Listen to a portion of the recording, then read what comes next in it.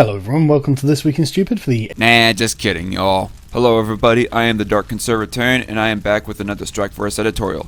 As some of you might have seen me announce on my Discord server, I decided to forego doing an actual live stream edition of Strike Force News, mostly because I'm being busy with a whole bunch of important editing projects, this one being included, as I feel that this issue that we're about to talk about can only be done justice in an edited and concise format, rather than a live stream where I'll get overly rambly about the subject. Now, as the whole nation and even the world has seen and heard, a man who gone by the name of George Floyd was killed by ex-police officer Derek Chauvin, who was originally intending, along with 3 other officers, to arrest the man. Why was he being put under arrest? A few days ago, a man by the name of George Floyd was murdered by a police officer while he was placed under arrest. The circumstances of his arrest are irrelevant. No, it dang well is relevant, Mark. If Floyd was being arrested for proven murder charges or something else heinous like that, I, along with a crap ton of other people, would be saying that he probably did deserve death and that every last bit of the reaction to his death is unjustified. But that's not the case, as the evidence seems to show that he was being arrested and ultimately killed for a phony $20 bill. We don't even know if the guy was the original forger of said dollar bill. For all we know, he was probably duped into thinking it was legit himself. Who knows how far down the line that the original maker of the counterfeit cash is.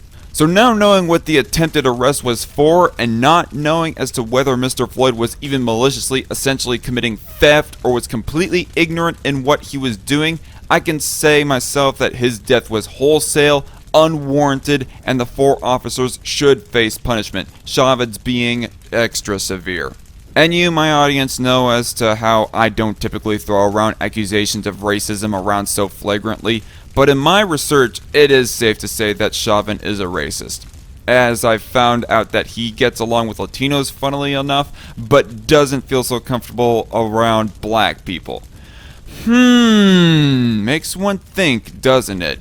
The next day, all 4 officers who were on the spot got fired. The 3 who just merely witnessed Chauvin killing Floyd and were too spineless to act against it, I don't really think deserve anything more than firing, but Chauvin, I can agree with everyone else, deserves life in prison, if not the death penalty. The incident that went down and the lack of punishment caused protests for the following rest of the week. So Minneapolis is in the midst of a 4th day of unrest as protesters continue to call for charges to be filed against the officers involved in the death of George Floyd. It was quite a night last night. Rioting and looting takes to the streets, not just in Minneapolis, but in major cities nationwide. Now, as I've already said, Floyd's death was unjustified and Chauvin is a piece of crap. But all these businesses, their owners, and the employees who work in them have absolutely nothing to do with the death of George Floyd. And the rioters are just ultimately punishing innocent people, alienating potential allies, and showing themselves to be almost as much of immoral pieces of crap as ex-officer Chauvin himself. Heck, the freaking girlfriend of Floyd condemns this sort of action. And it's not just big multi-billion-dollar corporations being, I'd still argue, unjustly affected by all the rioting, who may or may not be supporting their employees while they're unemployed, but small businesses are getting destroyed and looted too, along with their owners getting beaten also.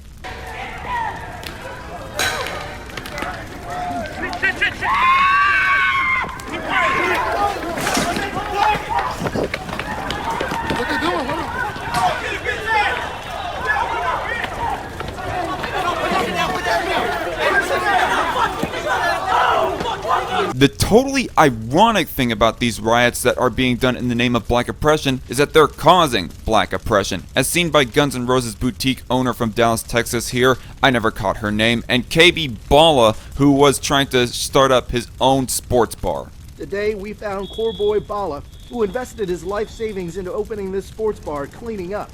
While our camera was there, looters came back to try to steal his safe. Right, trying to steal the safe! I don't know what we're gonna do. We worked so hard to get here. So hard. Links for the GoFundMes of both of these individuals are down below. I encourage y'all to donate if you can, especially to the GNR boutique owner, as she's not quite reached her goal yet. Fortunately enough, amongst the protests turned riots, it ain't all anti-private property rights, as there are some people who have put up a defense against the looting. So, tell me who you are. Well, I mean, free Americans, yeah. And what are you doing today? We were out here yesterday too, down on the original protest site. So basically, you've seen the records that cops keep, and cops are a lot less likely to try and tread on people's rights when there's other armed Americans with them. So we figured it's about damn time that or at least I figured that it's about damn time some heavily armed rednecks stood with fellow citizens. And why are you protecting this store? Well, I mean, this wasn't exactly a specified action. We've been kind of, so we just kind of ended up here. We've been moving around and just trying to see what's what without getting necessarily completely slapped by massive groups of people. And while we were walking, somebody mentioned that there were some guys at the back of us. We wanted to know if they were over to go buy something, and they said that they're closed and they're defending their businesses. Oh yeah, Target's on fire. Yeah. By the way. Yeah. And anyway, so we heard that. We're like, well, we better kit up and go see if these guys need help. And turns out these guys are out here with machetes and shattered windows trying to keep looters out of the business because cops can't get in here. And so, I figure before they were cops, they were just Americans. So here we are. Or during the LA riots. Or during the LA riots. Collateral damage, I guess. Everyone protected their own stuff. That's where, you got the term rooftop Korean. So bottom line, justice for Floyd, and I hope they stop looting at some point. If there were more of us, we could go stop them from looting, but it's just us four. Yeah, we definitely don't agree with the looting. Yeah, no, looting. But we do agree with the cause for the protest. Yeah, definite protesting. Now I call this a noble act nonetheless, but still worthy of note for context's sake that it was not just two white dudes, but two black dudes involved as well in this little anecdote. How much of a racial narrative is it that people are playing with this? I'm not sure, as I wasn't able to immediately find any mainstream media or anyone who explicitly say that it's just a couple of white rednecks just looking to shoot up some black rioters because they're racist, or any other crap like that. But New York Post does do the disservice of omitting the little factoid that a couple of black dudes were involved as well. And there are some suspicions by others that this little story is being played as some kind of racial issue. Though if I was to be fair to New York Post, they didn't do any effort of really hiding the two black gunmen from the video they provided. But if I was to take away any racial narrative that possibly might be floating about in regards of how businesses should be left alone, there's also this footage taken of other black gunmen defending what can be seen as black businesses. They said run up in here and see what happened. On fan out here with them blicks on them. Blicks on them. Run up in this black on, nigga. You see that black on? Run up in this bitch. Oh my mama, we gonna do that to y'all ass. This just serves as evidence that having a passionate pro-private property rights, anti-looting position is not a black versus white issue. On that note, there are some theories and observations being presented that the rioting itself is not in fact done by protesters native to their cities who are legitimately grieved by the loss of Floyd among other police brutality victims, but instead by outside agitators, such as seen by this Salt Lake City, Utah resident. I'm just leaving the protest, and I have no idea what in the world was going on there. That wasn't about George Floyd. That wasn't about Black Lives Matter. That wasn't about racial equality in our country. That was about people who want to cause harm and conflict. And a bunch of people high, drunk. Wasn't peaceful protesters. Nothing peaceful about that crap, man. We owe it to our city. We owe it to our city to do the right thing. We owe it to our city to help our law enforcement. Man, in Salt Lake City, man, this isn't Chicago, this isn't New York. Our police department has a great reputation here. A great reputation. They are good people. With such a mass-scale incident like these that are happening, it wouldn't surprise me at all if it was the case. To how much of an extent, I don't know. How much percentage of them are outside instigators or agitators, I don't know. I don't know exactly. Although, let's keep in mind that some of this claim comes from government officials as well, and I don't exactly know how much I just wholesale believe them.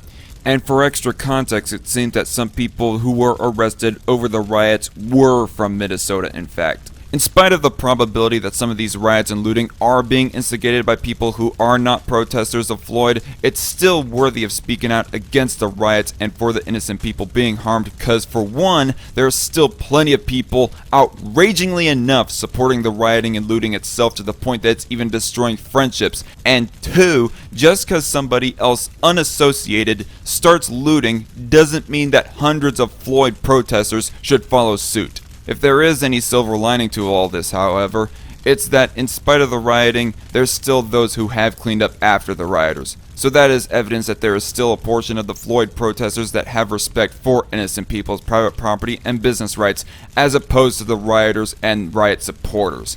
Not to mention the Floyd protesters here in Wichita, among other places I'm sure have been peaceful, God bless them, with respect towards and participation from innocent police officers even.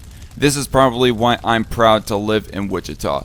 Which, on that note, you, my audience, have seen my commentary on episode 159 of Strikeforce, but I think it must be reiterated here. I am against harm being done to innocent police officers, like the example of this clip from Chicago that went viral.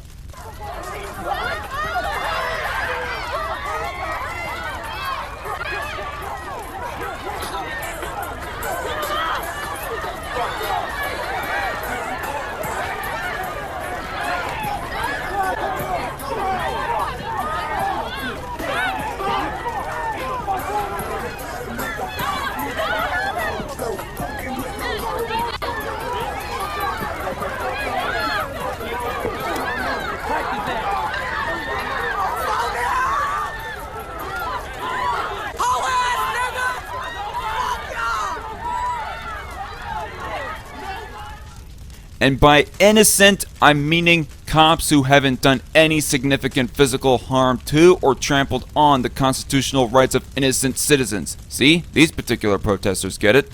Not that I'm necessarily condoning or calling for the death of any police officer, except for perhaps Chauvin, but what would make considerably more sense is if you were to target specifically the police department involved in the mishandling of Floyd instead of every other police officer and business owner in America, which they have done.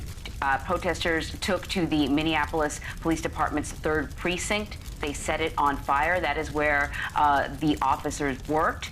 That building is completely destroyed. Derek Chauvin is being sentenced with murder and manslaughter and hauled off to jail. So the goal of the protesters and the rioters has been reached, I say. But not, unfortunately, without major damage being done. If there are to continue in perpetuity anti-police brutality protests, then so be it. But the riots that ended up in the theft, destruction, and just plain life ruining of innocent people are just flat out immoral in my book. And if that kind of severe, violent, needless action doesn't stop quick, if not already, then you are just gonna see martial law being declared by the president. Heck, curfews have already been issued out in the major cities that have seen riots. So stop the riots.